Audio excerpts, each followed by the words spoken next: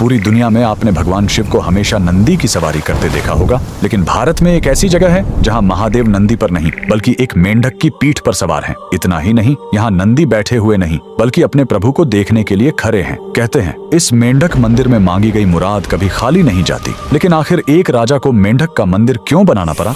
कहानी करीब 200 साल पुरानी है, उत्तर प्रदेश के ऑयल रियासत की। वहाँ के राजा बख्तावर सिंह बहुत प्रतापी थे, लेकिन वो कुदरत के आगे हार चुके थे। उनके राज्य में सूखा पड़ गया था, प्रजा पानी के लिए तड़प रही थी और दूसरी तरफ राजा का अपना आंगन सूना था। उनका कोई पुत्र नहीं था जो आगे चलकर गद्दी संभाल सके। राजा पूरी तरह टूट चुके थे। तभी राज्य में एक महान तांत्रिक का आगमन हुआ। उसने राजा की परेशानी सुनी और एक ऐसा उपाय बताया जिसे सुनकर सब हैरान रह गए। तांत्रिक ने कहा, राजन, ये सामान्य सूखा नहीं है, आपको मंडूक तंत्र का सहारा लेना होगा।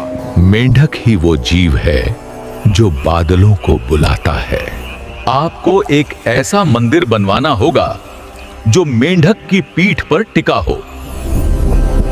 राजा ने तांत्रिक की बात मान ली। निर्माण शुरू हुआ, लेकिन इसमें सीमेंट या चूने का इस्तेमाल नहीं किया गया। इस मंदिर को अमर बनाने के लिए पत्थरों को औरत की दाल और गुड़ के पेस्ट से जोड़ा गया। जमीन से 100 फीट ऊपर एक विशाल पत्थर के मेंढक की आकृति बनाई गई और उसी के ऊपर यह भव्य मंदिर खड़ा किया गया। मंदिर तो बन गया, लेकिन प्राण प्रतिष्ठा के लिए राजा खुद नर्मदा नदी से पवित्र नर्मदेश्वर शिवलिंग लेकर आए। और फिर वही हुआ जिसका सबको इंतजार था। जैसे ही पूजा शुरू हुई, आसमान में काले बादल छा गए और राज्य में झमाझम बारिश हुई। इतना ही नहीं, कुछ समय बाद राजा को पुत्र रत्न की प्राप्ति भी हुई। आज भी यूपी के लखीमपुर खीरी में यह मंदिर शान से खड़ा है। इस अद्भुत मेंढक मंदिर के लिए कमेंट में लिखें, हर हर महादेव।